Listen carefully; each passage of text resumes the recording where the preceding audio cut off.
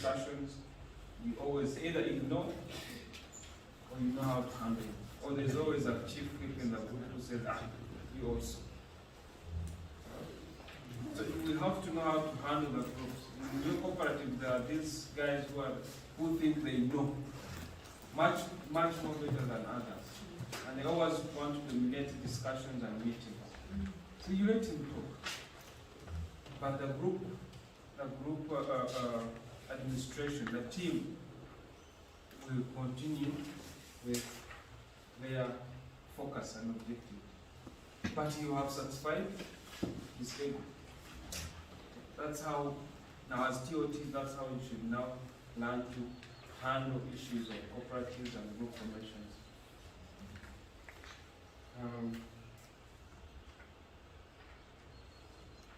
Role ambiguity, discrepancy between the said role and the received role providers.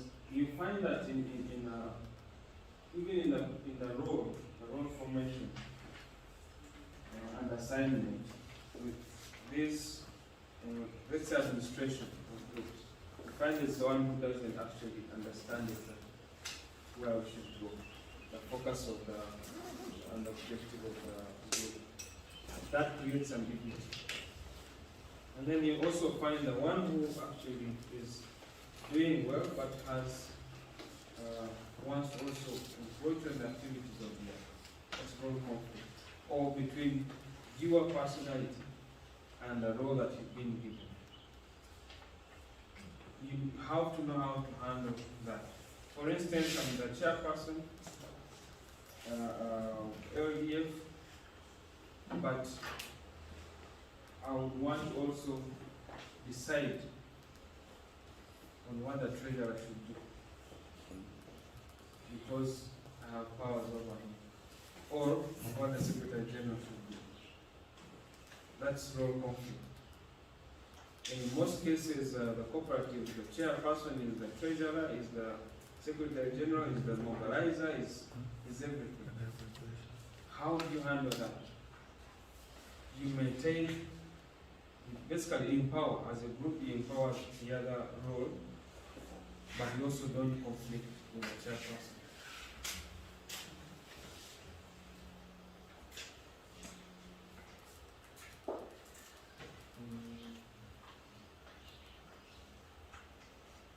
This is a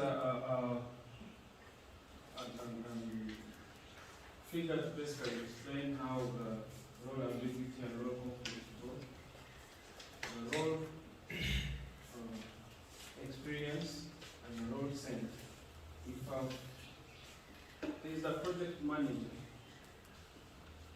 if he gives me a task and I don't understand it quite well, that ambiguity, I will extend it to you.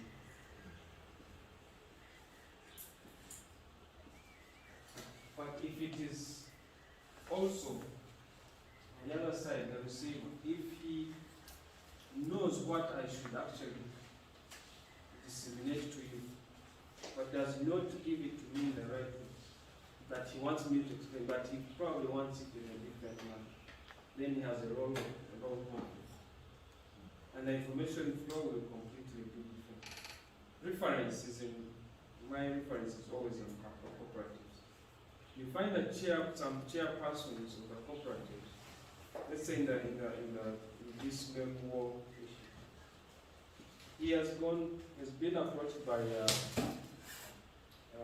Brookside or Jason as a chairperson and given a bribe.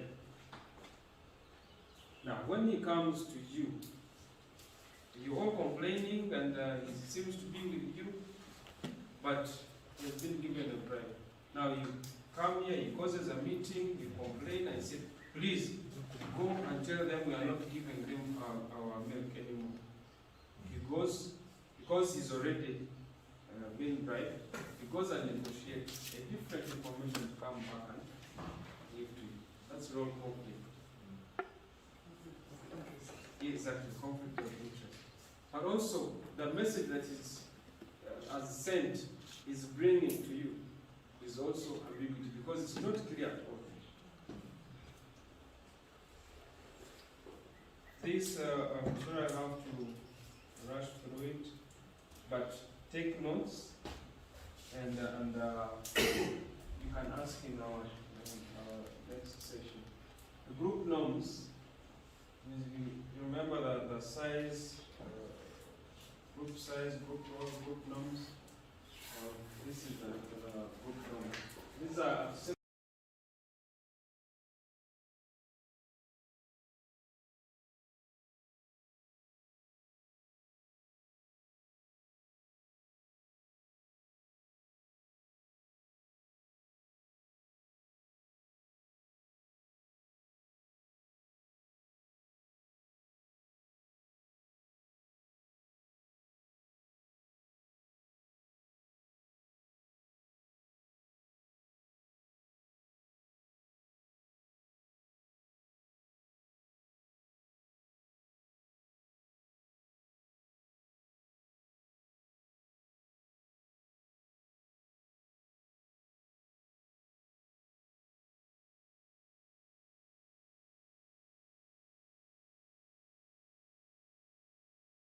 is given an opportunity to share, so that builds and makes the team much more effective when it's smaller, compared to a team which has very many people.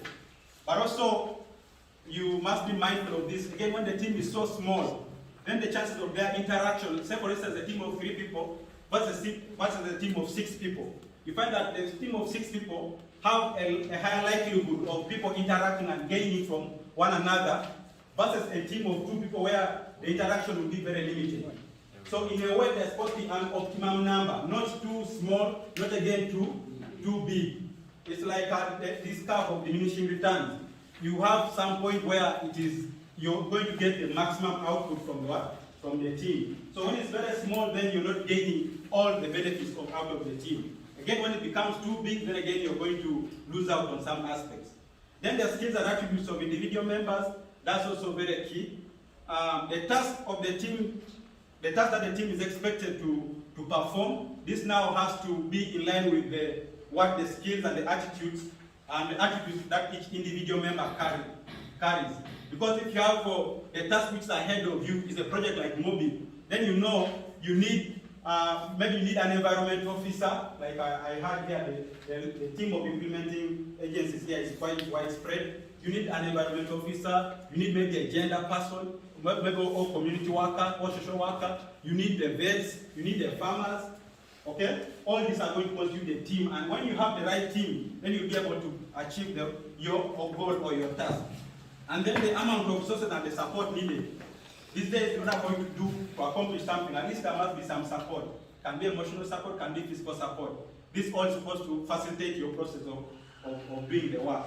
Then external recognition.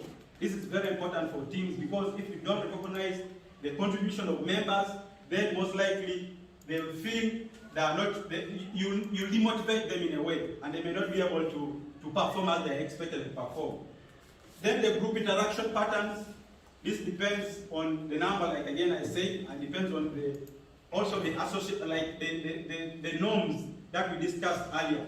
Like what are the routines that you're supposed to carry out in your teams? Are they the ones that allow regular interaction? How frequently do you meet? If you're meeting frequently, then you also know the chances of you building a strong, effective team are also enhanced, especially if you're meeting and you're meeting on purpose. And the motivation and rewards, there seems to be a repetition. Then now we look at team building.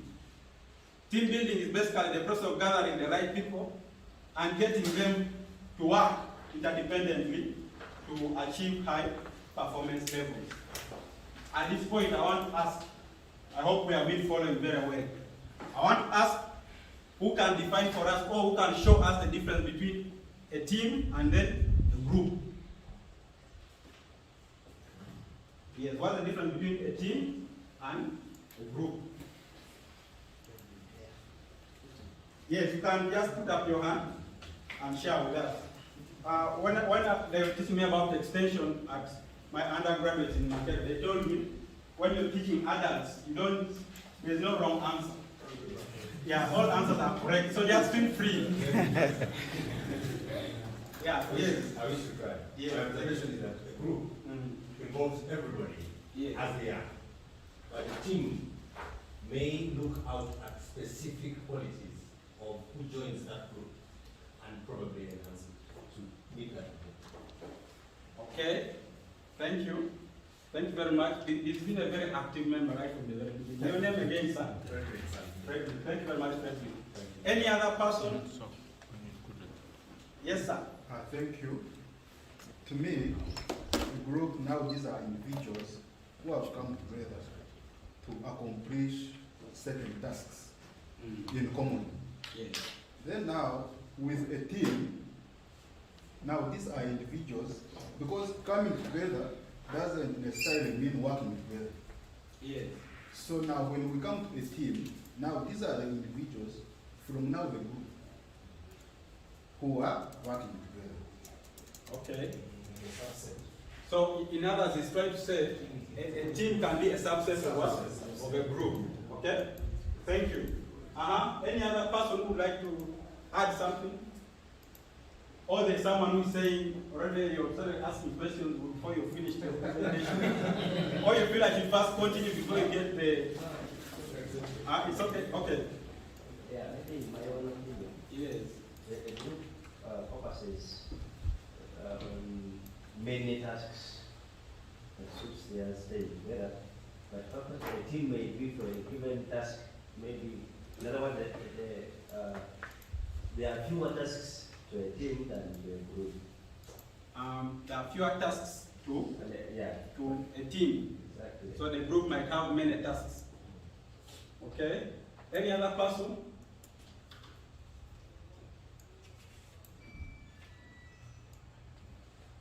Yes, Mama. When you talk about the group, it comes out as if they are disorganized.